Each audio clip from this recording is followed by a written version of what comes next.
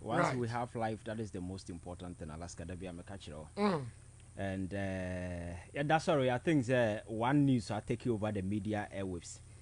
I was from Enron, as you be seen there has to do with IGP Dampare. Yes.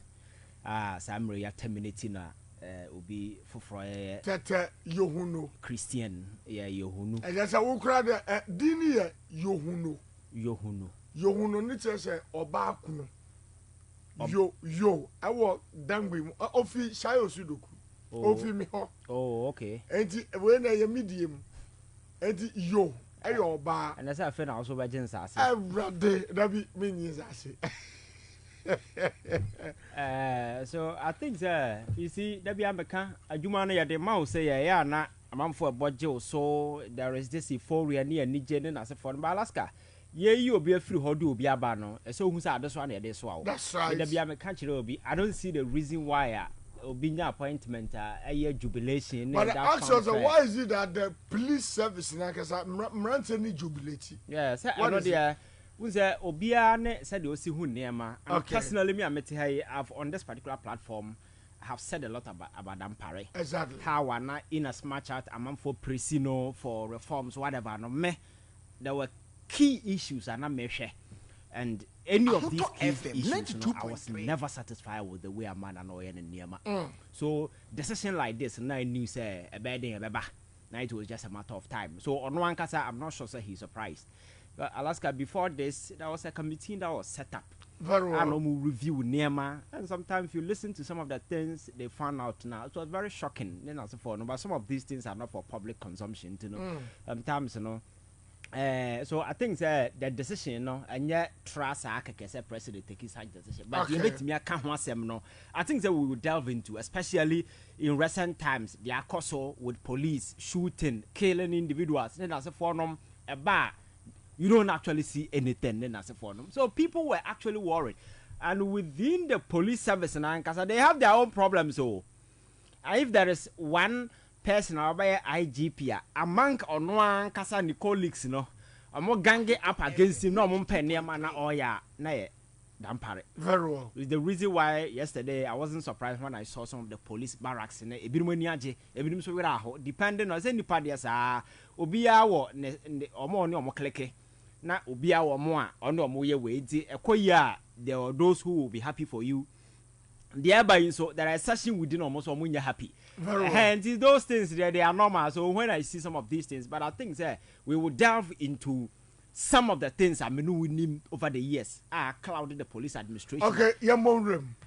Yes, Alaska. So like my main concern, my culture said there are a lot of people my expressing concern about president having power to appoint or your friend said terminate. Good. Security appoint or disappoint.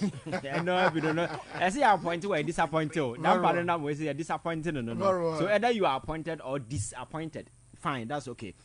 And there has been a lot of discussion around it. So as to whether said that prerogative, that power, no, you take it away from the president. Now you mad the police service and ankasa hierarchy na ankasa no and choose the leadership na say for. That is the conversation we can start. But as it stands now, the constitution empower the president to appoint these security heads.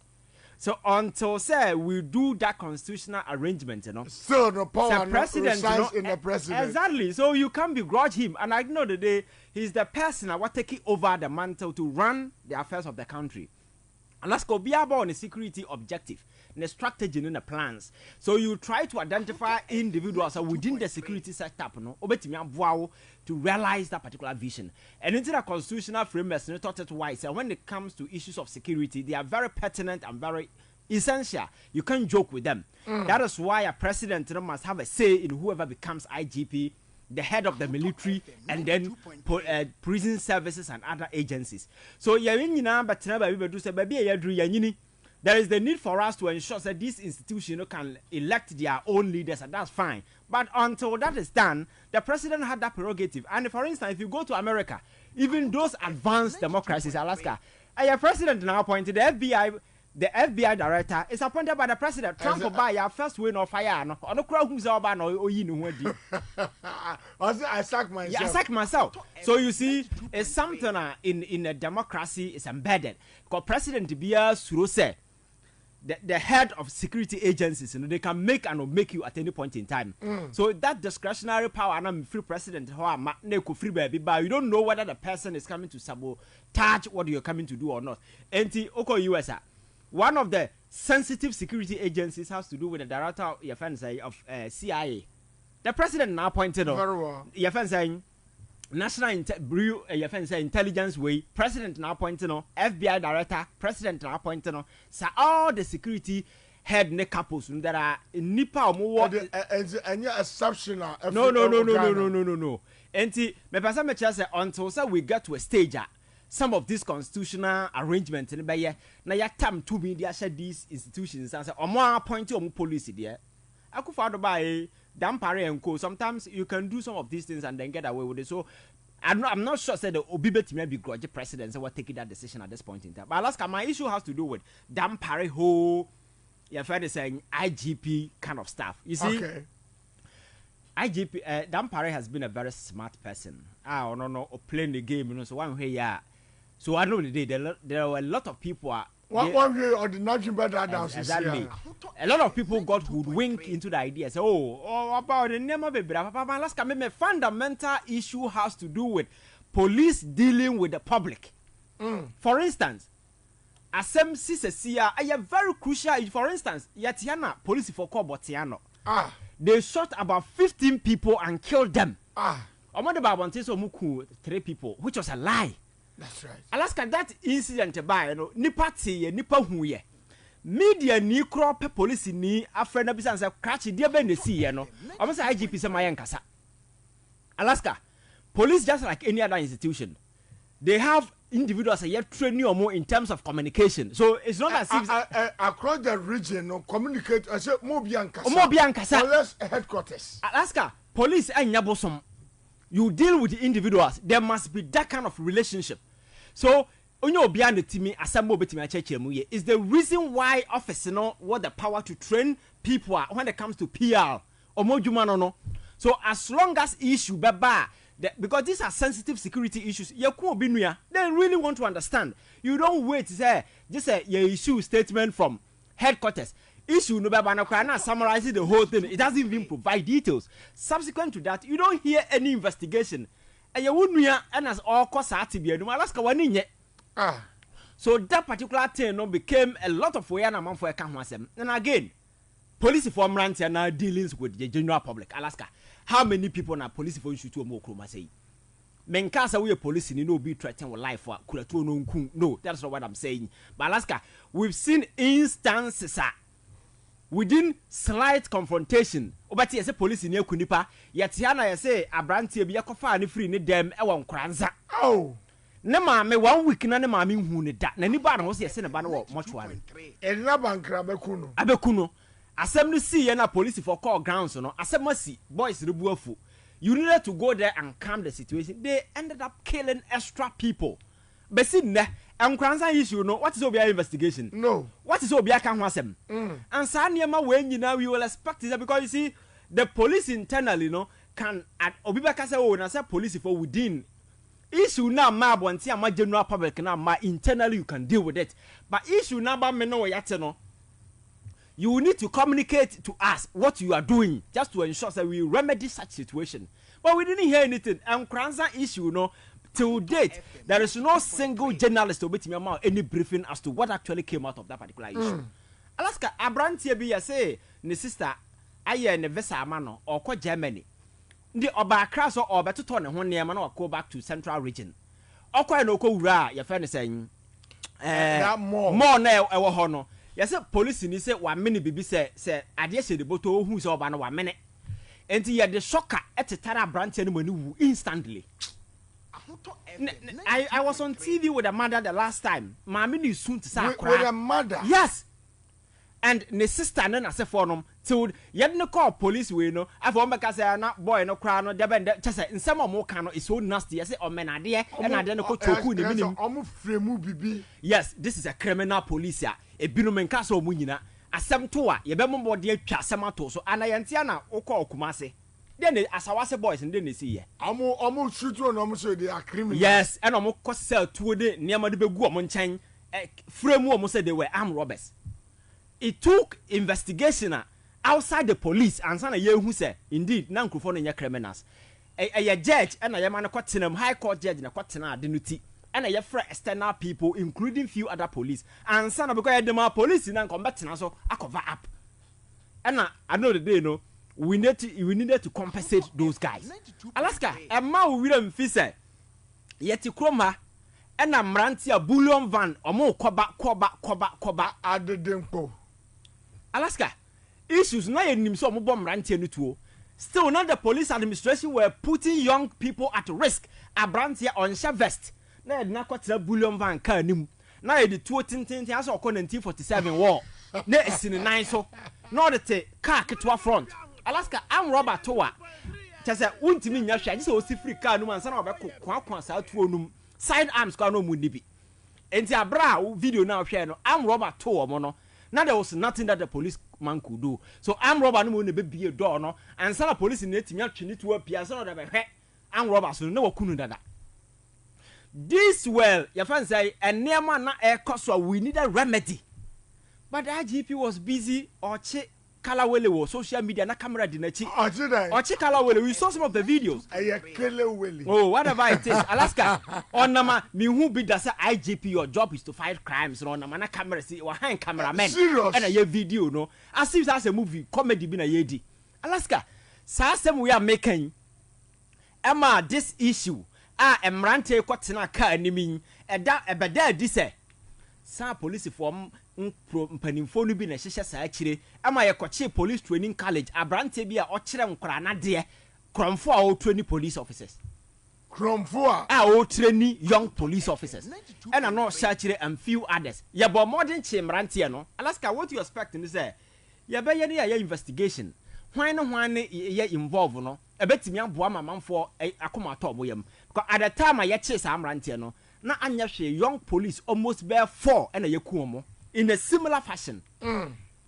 Yakoda sorry ya police for the very foolish statement about one say yakofa police for me and son of mugu custody ni say ya de omo kwa abonten ama makoboa yen ama yakwa ambushi some criminals bi with investigation. Yes yakoye no ambush na omo ambushi ya there was a shootout na si yen omo anya nipa bia nku omo say police for me and son na omugu prison na yakoyi omo ahomache no. They killed the 3 police officers. Under Dampare. And you see, there are events you may not have control over.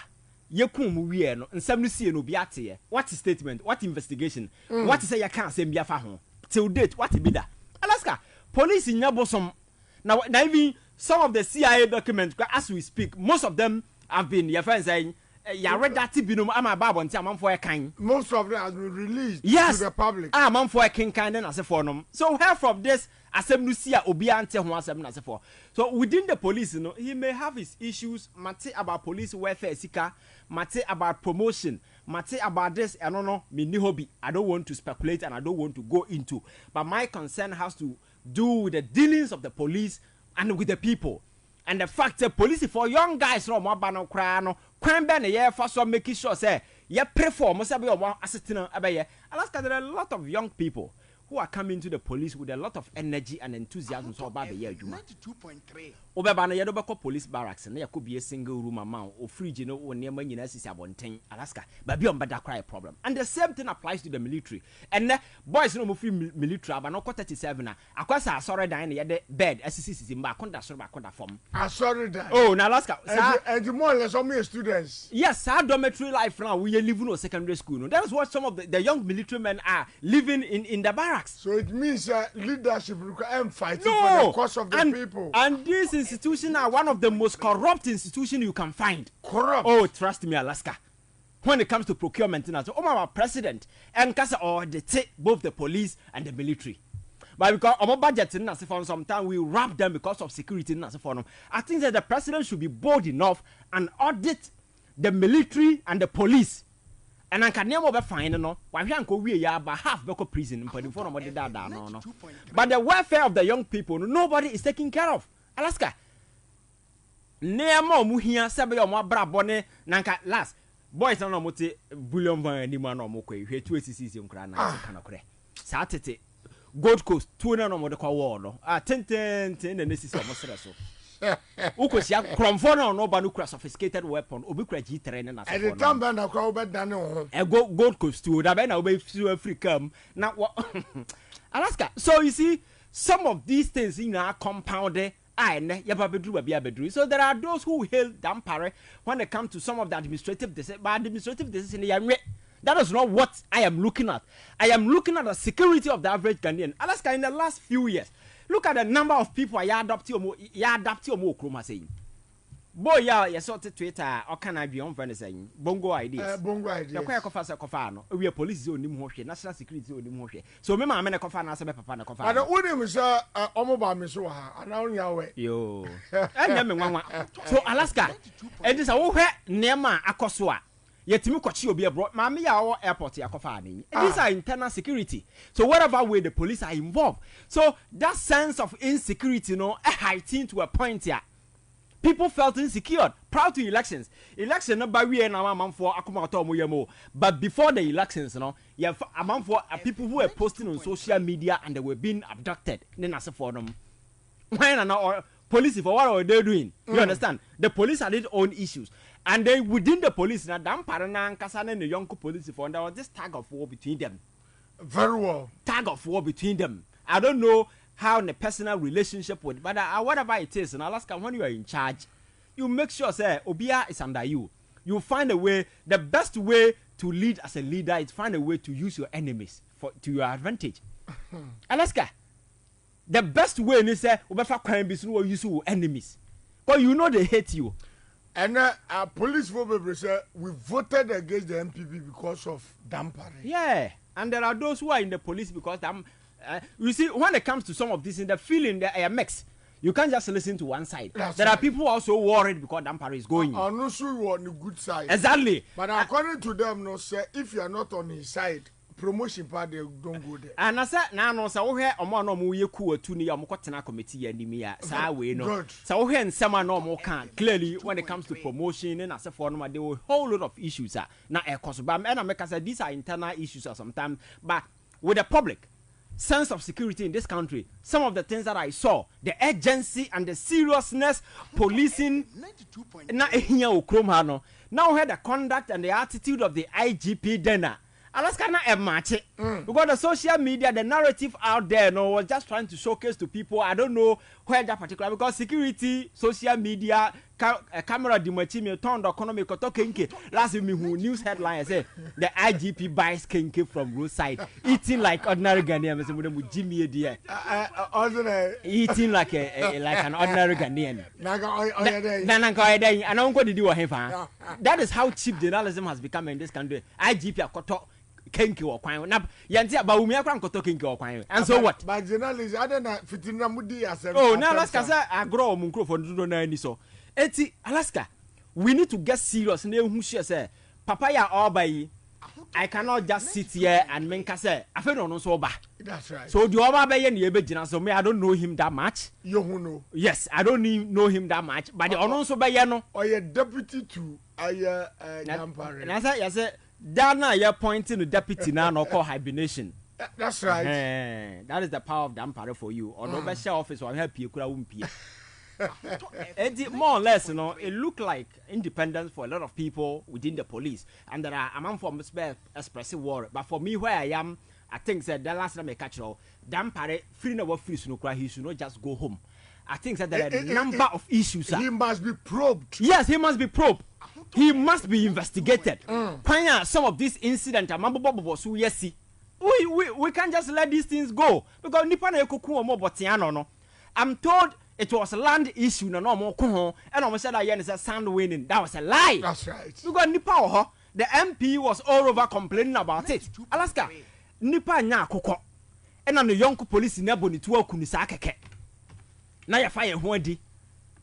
Police brutality is say And you see, let me also say, enya Dampare ne kuratuo na onam and o brutalize obi. But you see leader no, the backs no stop with you. The obeye and the bema amanfo what to do. Incident we see a maka nipa mo yeku omo police for yabo we to police na kobo we to police na ku we yakota ata we yakochi we anadwo yakofa we wo hane na sefo nom no Alaska. Se public no anhu se wo ye bibia fa ho a people will not be happy with you. And as an IGP, some of us didn't see some of these things. You understand?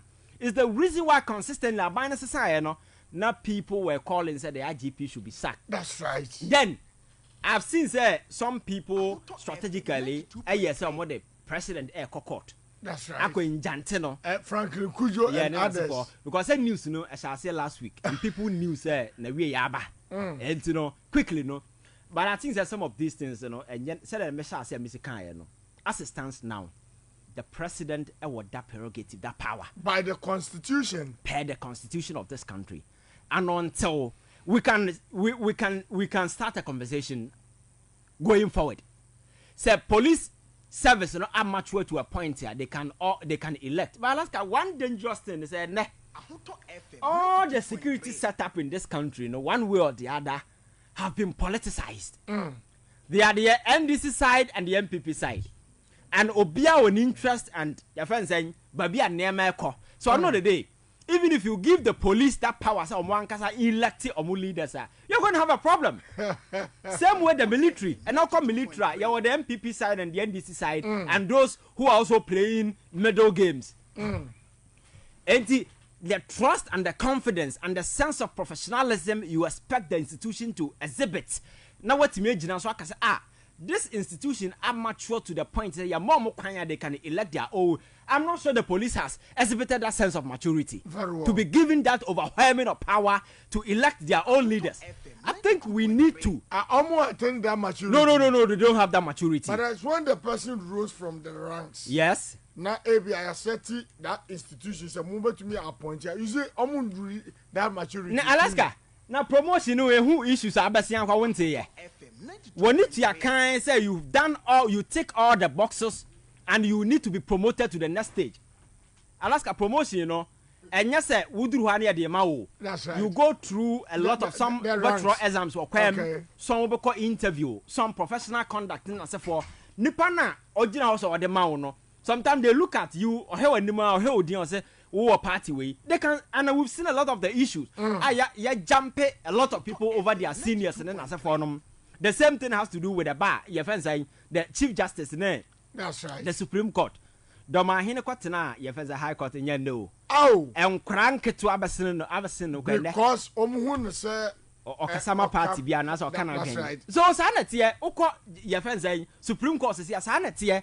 But I can tell you, another one is coming. The Ghana force should prepare.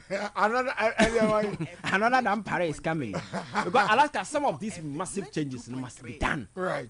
Sabaya, you bet me a sanitized state institution. For instance, and way by one major issue people are expressing has to do with Chief Justice in the Supreme Court in Nasafonum, Alaska. If there is a particular place that need that holy cleansing, for me, I think is the judiciary. And not just the Chief Justice, but recent appointment of President Kufuado, Eduko Gusa, bench in Subiano. We need to take our time, think it through, and make sure, say, every single person who deserve to qualify, and the person or the requisite whatever it takes to be there. And they being there, engender trust and confidence across the country. Now, you say political lines, because as I say, prosecution and shall say Okroman. There are a lot of people who are worried. Say, and as I bench where oh dear. That's how the case if you are about Wagu. And very surprisingly, a binary society. One Supreme Court ruling never be say unanimous in every hall. Serious. I say, oh, mama, 3-4. No, mama, your friends are 5-2. No, mama. But this is a Supreme Court for the past 7 years. It was unanimous throughout. So justice is what he found. How do you build confidence? How do you engender that trust? Right. So I think that thing has to be done. And this changes because it's not just the police, but as the IGP and similar change the fire service. The Director General. Oh, that's right. And then prison service, the same thing. And the Air Force commander. Good. And some of these changes. CID boss. Yes. Some of these changes, expect them to because. CDS. Yes. Some of these changes, expect them to they will happen. Right. And I think that you need to strengthen institutions and make institutions respond to the needs of the people and not say, oh, baby, you sue the police or these institutions as a platform to hype yourself. Say, man, me can call. IGP that is why the new one coming, Yes, so could be a year senior the Dano Danamon for trying to see her. You should know that next time we won't have a down for trying. So Dampare or quiet number for option was when they bedroom so, never so baba.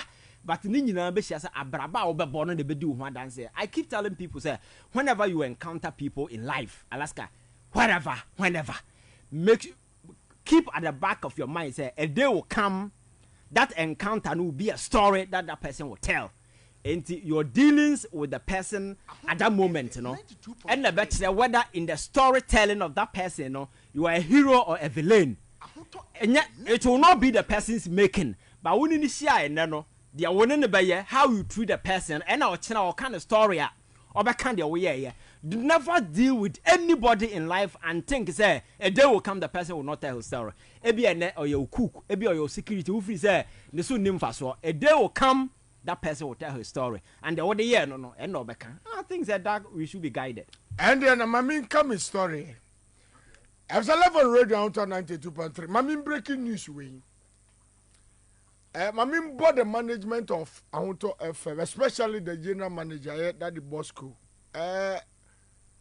Yawaha Enna Dampare ni nkrofo se omumbe fame reason ni nyina ne say emra na omuye NDC internal elections especially Shai Osudoku enna the then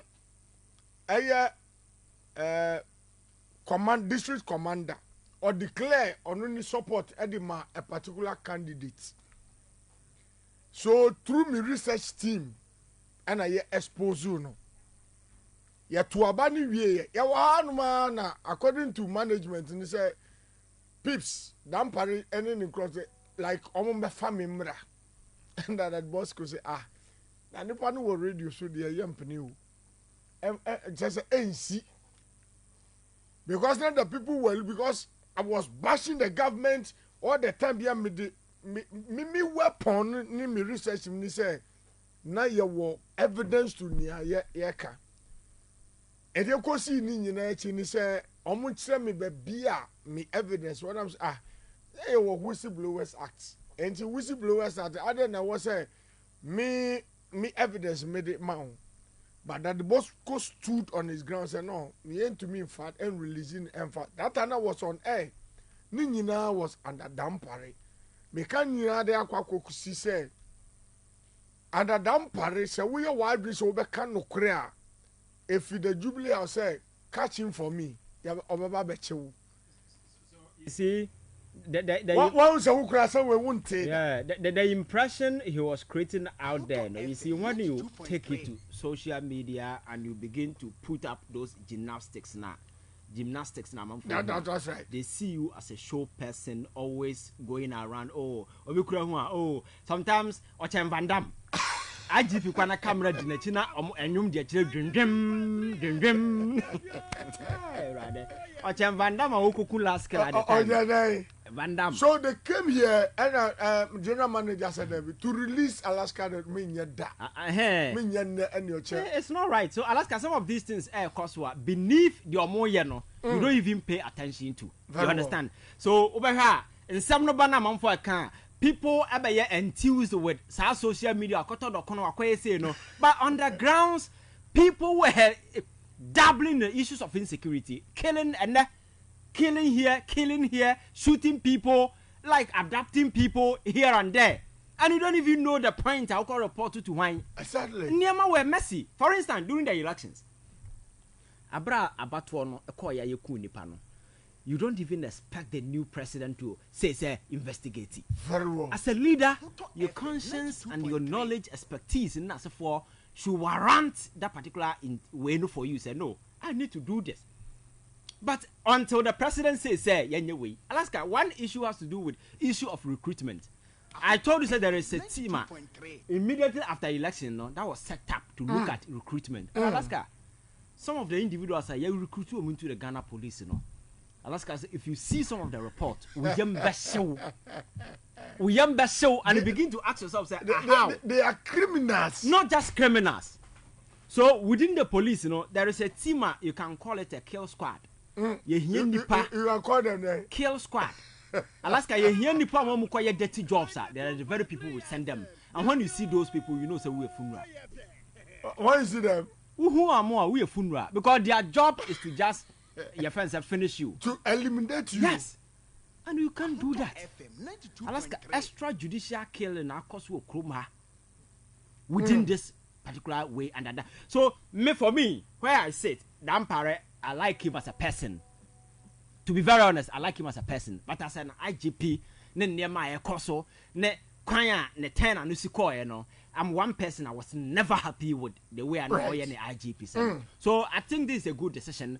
And I also employed a new guy now because a new IGP, but he has been there for a long time. So the Obayer never manipa a supporting and I said, yeah, the right thing.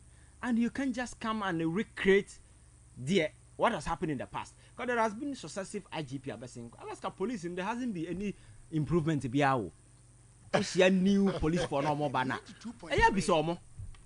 Omo ntare shemu, omo mpabo shemu. Me se wo mo tare ase de akesha na si. Babi omo da. Na police ni na ankasa ono ankasa ni security at sen. Right. Police ni no provide we no. Psych evaluation be because obi kura ba Alaska. Oba be hu saa etu ye kunipa na ne yam timi hye no timi bofa ne tim. How do we address all of these things? Right. I think we need to do a lot. Meda say enunti na make say ene Dampare call. Etienne I was said nipa a confidenti misi mami board the management of Ahunto FM abaso. Enunti na NDC appointees ni NDC for to dey be and you can say some of us we really risk our lives. Countless number of occasions yasuma se me yembe family that the Bosco the general manager said no way. Security no establish ni yenye dede because Alaska kase because Nana does a mumba fan number that the Bosco said no way because last year that you as shama away unipana MC and all that over family and wo ba no wa kra say me kwaba na me ma ana Alan I see on countless number of occasions yasuma se me family member and general manager and you see omunye la ko baby and general manager and I say for Alaska, no way. Me am the neighbor. No way. No